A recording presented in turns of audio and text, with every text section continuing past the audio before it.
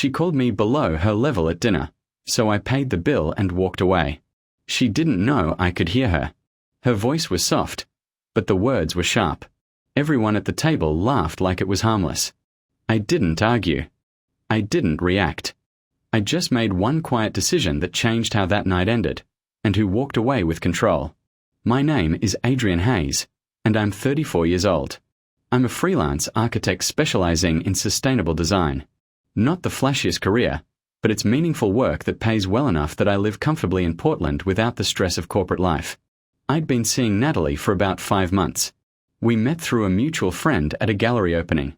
She was stunning, the kind of woman who turns heads when she walks into a room. Smart, ambitious, worked in marketing for a tech startup that was getting a lot of buzz. For the first 3 months, things were great. Easy. We had chemistry, shared interests in art and food, spent weekends exploring the city or staying in and cooking together. But around month 4, something shifted. Natalie started making comments. Small ones at first. Things I could brush off as jokes. Must be nice to make your own hours, she'd say when I mentioned working from my home studio. Very relaxed. The way she said relaxed made it sound like lazy.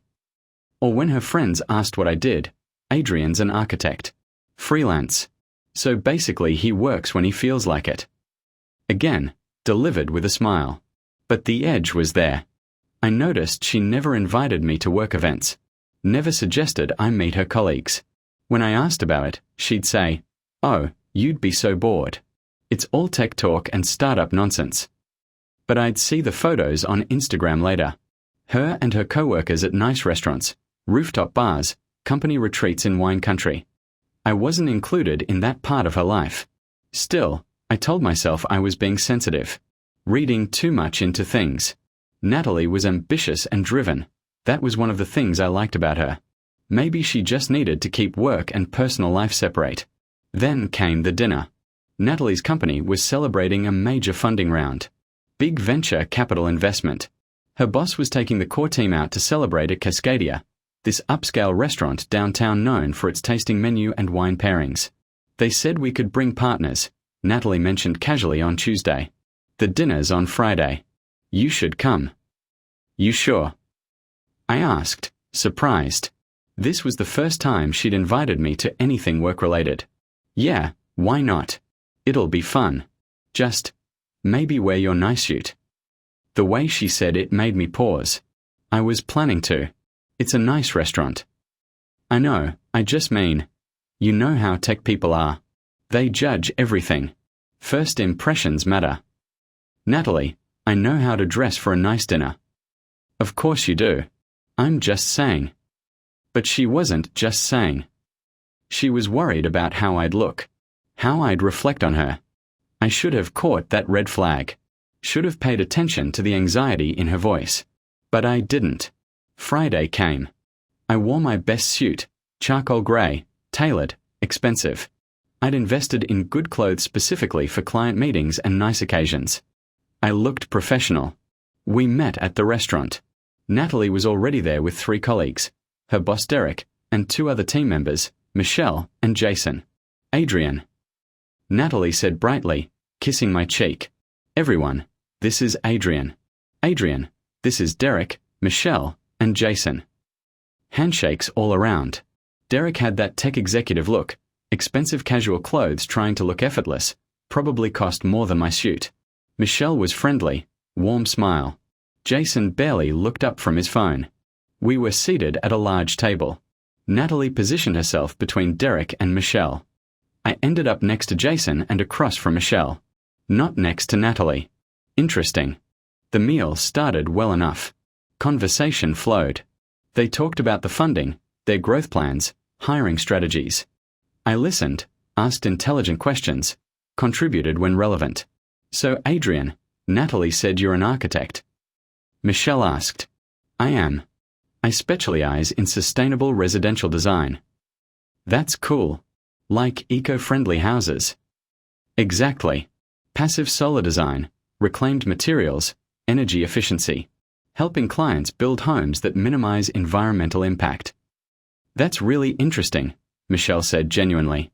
I've been wanting to build a house someday. Something more intentional than just buying whatever's on the market. That's the perfect mindset to start with, I said. Most people don't realize how much control they can have over. It's a niche market though, right? Derek interrupted. Not a lot of demand for that kind of work. Actually, it's growing rapidly. More people are prioritizing sustainability. But it's freelance, Derek continued. So you're basically always hustling for the next project. The way he said hustling made it sound like I was struggling. I have steady clients, I said evenly. Repeat business, referrals. The work is consistent. Derek said, in a tone that suggested he didn't quite believe me. Natalie jumped in.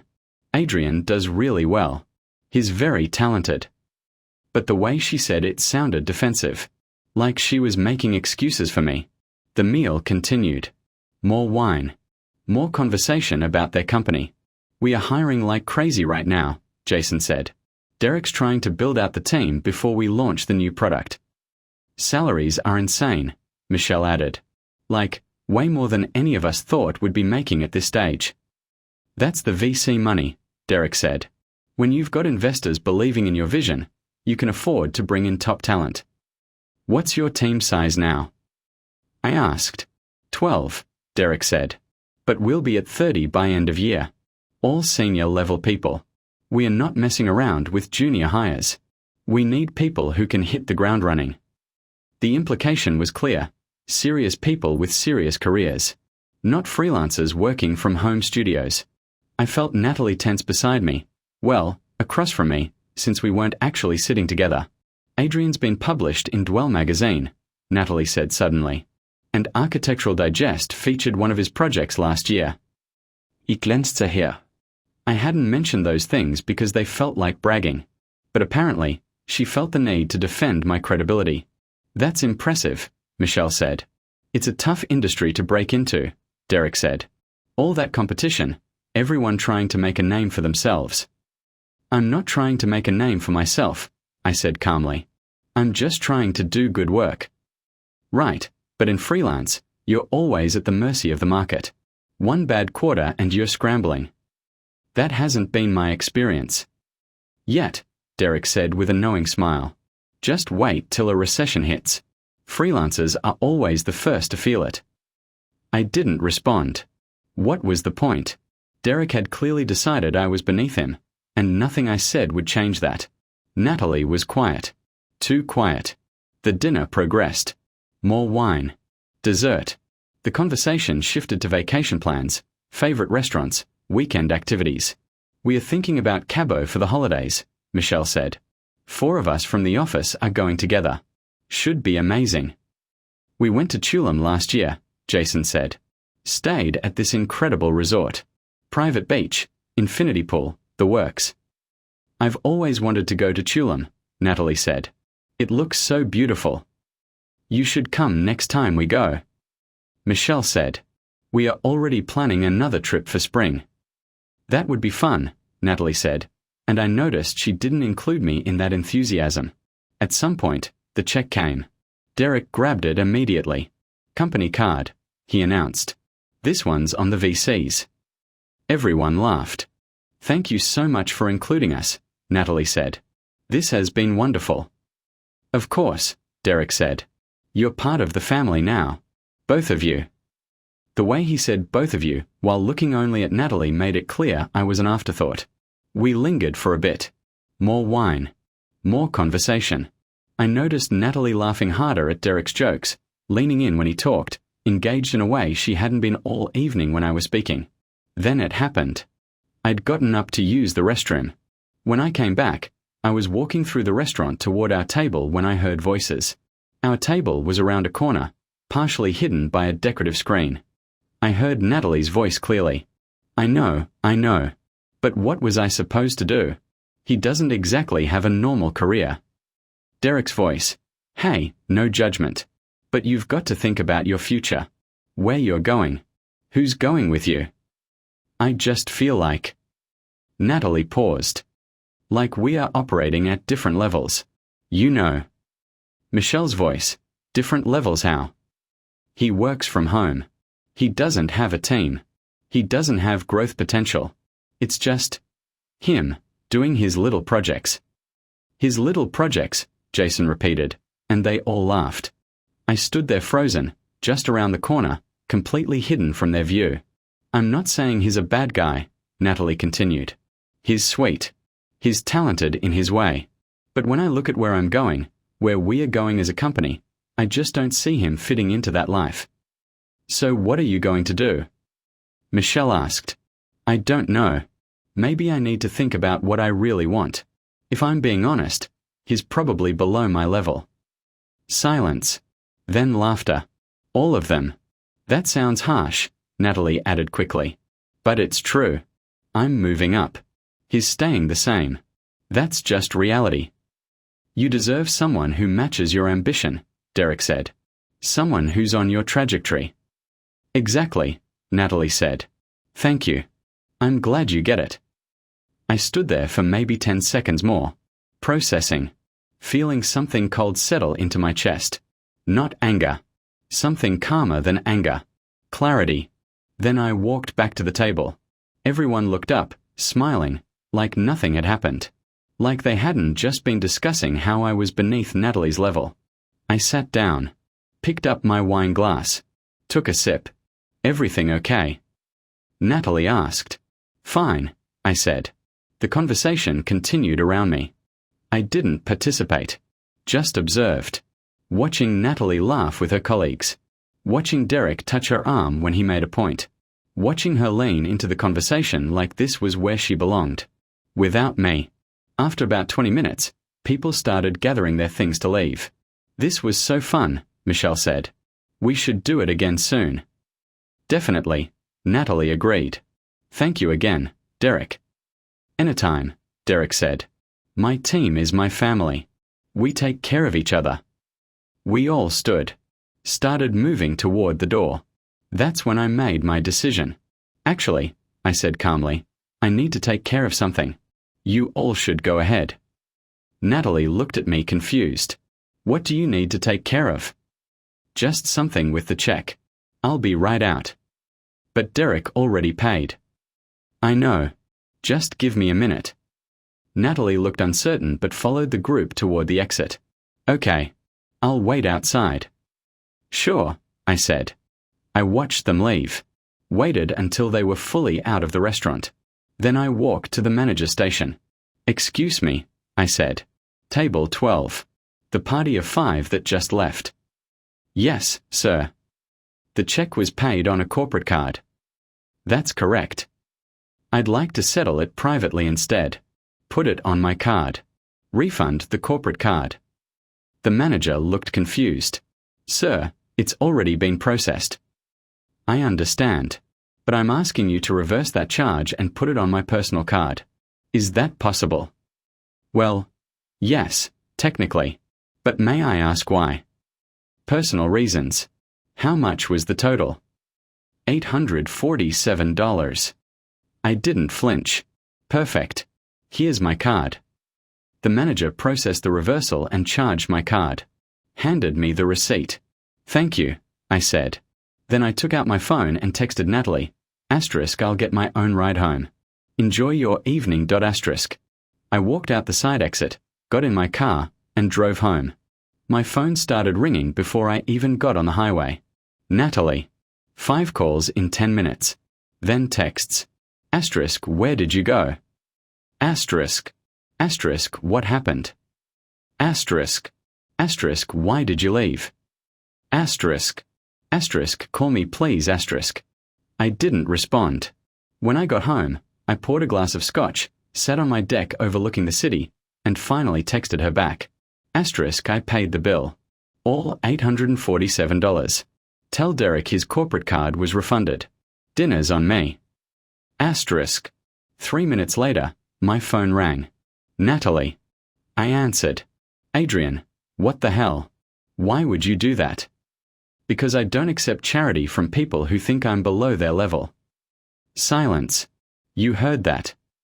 I did. Adrian, I can explain. You said I'm operating at a different level. That my work is little projects. That I don't fit into your future. That I'm below your level. I was just talking. You meant every word. And your colleagues agreed. You all laughed about it. We were drinking, it was just. It was the truth, Natalie. Maybe the most honest you've been with me in months. That's not fair.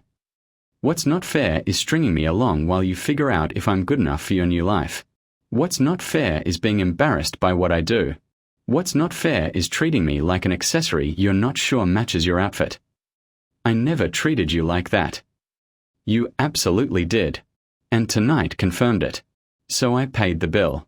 Because I don't need Derek's VC money buying my dinner. I don't need your boss's approval. I don't need any of you. Adrian, please. I'm done, Natalie. With you. With this relationship. With being made to feel small by someone who should be building me up. You're breaking up with me over one comment. No. I'm breaking up with you because of who you've become. Or maybe who you always were, and I just couldn't see it.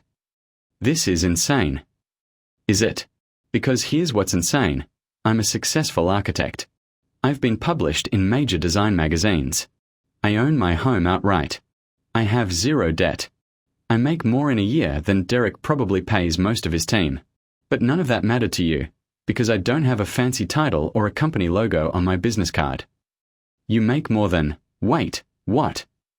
I didn't tell you my exact income because I don't measure my worth in dollars. But since that's apparently what matters, I grossed $280,000 last year. On track for $320,000 this year. My little projects include a $2.3 million custom home in Lake Oswego and a commercial building in the Pearl that won a sustainability award. Silence on the other end. But you didn't ask about any of that. You assumed. You assumed freelance meant struggling. You assumed working from home meant lacking ambition. You assumed I was beneath you. I didn't. You did. And you told your colleagues that. And you all laughed about it. So I paid for a dinner I wasn't even supposed to be at, and now I'm removing myself from your life. Permanently. Adrian, please. Can we talk about this in person? No. I made a mistake. You made a choice. You chose to be embarrassed by me. You chose to discuss my inadequacies with people who don't know me. You chose to position yourself above me. Those are choices, not mistakes. I love you. No, you don't. You love the idea of me when I'm convenient. But the real me, the one who doesn't fit your corporate ambitions, that person you called below your level. I could hear her crying now. I'll drop your things off tomorrow, I said. Please box up anything of mine that's at your place. We are done, Natalie. Adrian. I hung up, blocked her number, and sat there on my deck, feeling lighter than I had in months. The next morning, I got a call from an unknown number. I almost didn't answer. Hello. Adrian. This is Michelle. From last night. I got your number from Natalie. Please don't hang up. What do you want, Michelle? I wanted to apologize. For last night. For that conversation. It was inappropriate and mean, and I'm sorry you heard it. You're sorry I heard it. Not sorry it happened. I'm sorry for both. But I'm calling because Natalie's a mess. She's been crying all night. She really cares about you. She has a funny way of showing it. She made a mistake. Why is everyone calling it a mistake? She meant what she said. You all agreed with her. That wasn't a mistake. That was honesty. Michelle was quiet for a moment. You're right. It was honest. And it was shitty. We were shitty. She was shitty. And now she's realizing what she lost. Good. Adrian, I know you're hurt. I'm not hurt, Michelle. I'm clear. There's a difference.